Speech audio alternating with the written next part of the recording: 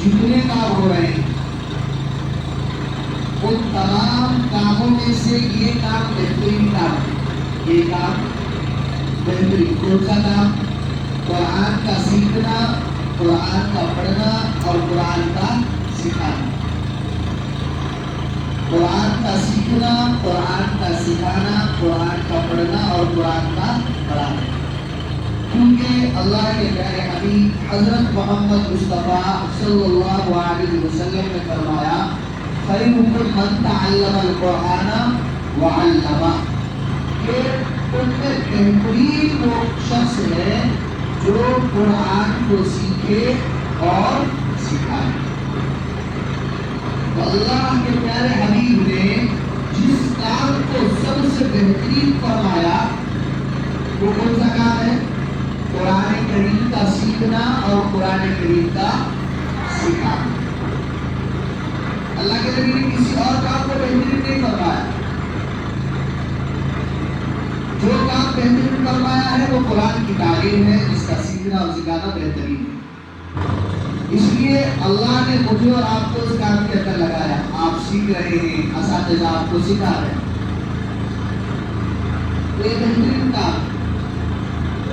اب ہمارا یہ فرض بنتا ہے کہ جب اللہ نے ہم کو اس کام کے لیے چنا ہے، ہم کو اس کام کے لیے منتخب فرمایا ہے، تو ہم اس کام کو اپنے دل لگا کر اور اپنی پوری توجہ کے ساتھ قرآن کو سیکھے، قرآن کو یاد کرے، قرآن کو پڑھے۔ یہ ہمارا فرض بنتا ہے۔ یہ نعمت اللہ تبارک و تعالیٰ نے ہم کو دی ہوئی ہے۔ طلباء اور طالبات کا یہ فرض بنتا ہے کہ اللہ نے مجھے قرآن کے سیکھنے کے لیے چنا ہے، تو جو مکتب کا ہے میں اس وقت سے پہلے مکتب میں جانے کی فکر اور کوشش کروں، اور جو مکتب کے اندر سبق دیا جا رہا ہے، جو مکتب کے اندر سبق پڑھایا جا رہا ہے، گھر پر جا کر سب سے پہلے قرآن کا سبق میں یاد کروں، اس کے بعد اسکول کا جو بھی ہمارا ہوم ورک ہوگا وہ ہم یاد کریں۔ لیکن سب سے پہلا کام قرآن کے سبق کو یاد کرنا، قرآن کی تعلیم کو یاد کرنا، کیونکہ سب سے اہم کام اور سب سے بہترین کام یہ ہے۔ اللہ اس کی برکت سے ہم کو دنیا کی تمام منزلوں میں، دنیا کے تمام کاموں کے اندر کامیاب فرمائے۔ کس کی برکت سے؟ قرآن کی تعلیم کی برکت سے۔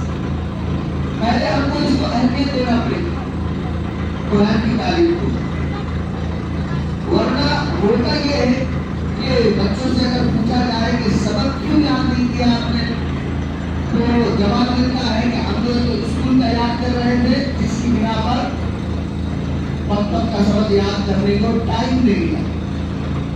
حالانکہ ہونا کیا چاہیے تھا کہ ہم سب سے پہلے مکتب کا سبق یاد کرتے، سب سے پہلے مکتب کا سبق یاد کرتے، مکتب کا کام کرتے، اس کے بعد ہم دوسرے کاموں کے اندر لگ جاتے۔